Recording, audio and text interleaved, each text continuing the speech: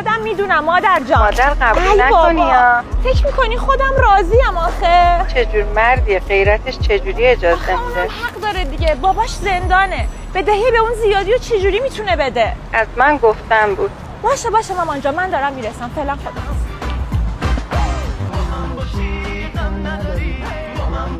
چیزی کم نداری با من باشی. سلام عشقم. سلام عشقم، اینجا چیکار می‌کنی؟ هیچی، اومده بودم 1 کیلو میوه بخرم واسه خونه، گفتم یه سری به تو بزن. باشه بیا تو، بیرون گرمه، بیا تو. چه خبر؟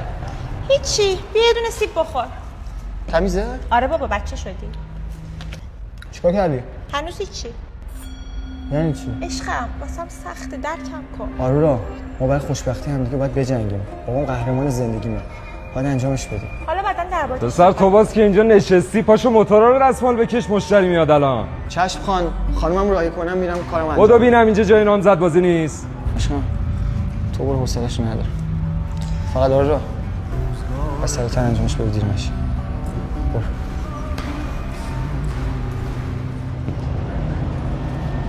امیر خان، میتونم شمارتون داشته باشم؟ میگم حالا بهتون، فقط رضا نفهمه. چستی پاشو موتورا رو دستمال بکش، مشتری میاد الان. میتونم شمارتون داشته باشم؟ فقط رضا نفهمه. اصلا حرفاتو نمیفهمم دختر. چیش برات قابل درکست امیر خان؟ بابا این پسر سرمو رو گنده میخواد بگیرتت صحیح سلامت، بعد تو از من بیپا خوشت اومده. راستشو بگم؟ راستشو بگو که بتونم کمکت کنم. خب من یه دختر جوونم با کلی آرزو و خواسته، رضا که نمیتونه منو تامین کنه، من دنبال یکی هم بتونه خواسته‌امو برآورده کنه. یعنی میگی معامله کنین دیگه؟ خوشگلی و جوونی تو مال من، پولای منم مال تو. خب چی شد؟ هیچی دیگه، قبول کرد، انگار خودش هم دنبال چراغ سبز بود. آخ چون یعنی قراره با اون از زندان بیاد بیرون؟ آخه اونم حق داره دیگه، باباش زندانه، بدهی به اون زیادی و چجوری میتونه بده؟ به امید خدا. فقط رضا میدونی که بفهمه واسه پولاش نقشه کشیدیم، سری جفتمون رو میکنه زیر آب. نمیفهمه، بابامو از زندان در میاریم، یه چیزی هم واسه خودمون نگه می‌داری، ازش جدا میشیم. پایتم، فقط بدونا این کار واسه عشق بینمون دارم انجام میدم.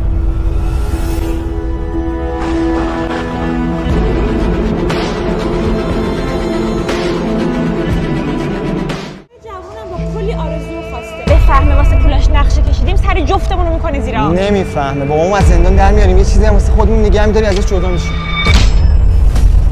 پسر مگه تو الان نباید سر کارت باشی؟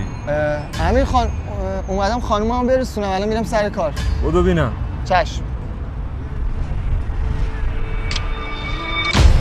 خوب باش گرم گرفته دیگه. خب باید نفهمه چه خبره دیگه عشقم، یواش یواش میپرونمش. خوشم اومد ازت، کارتو خوب بلدی ها. مخلص سلطان.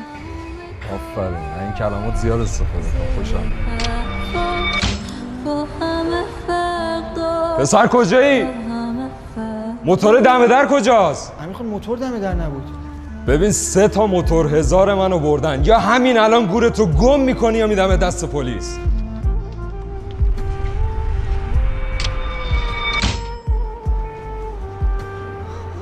آره بدبخت شدم. چیزی نیست، اصلا موتوری وجود نداشته. چی؟ تو از کجا میدونی؟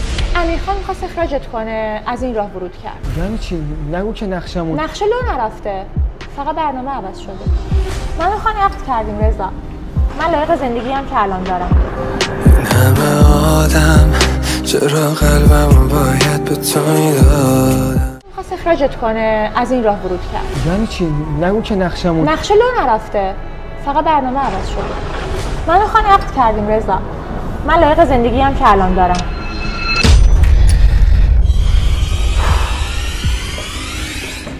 بیا اینم 4میش. هی این فرق داره اون فرق داره، من نمیدونم چی میگی به خدا. چی بگم؟ هر وقت فکر کردم این با بقیه فرق میکنه انگار اشتباه میکردم.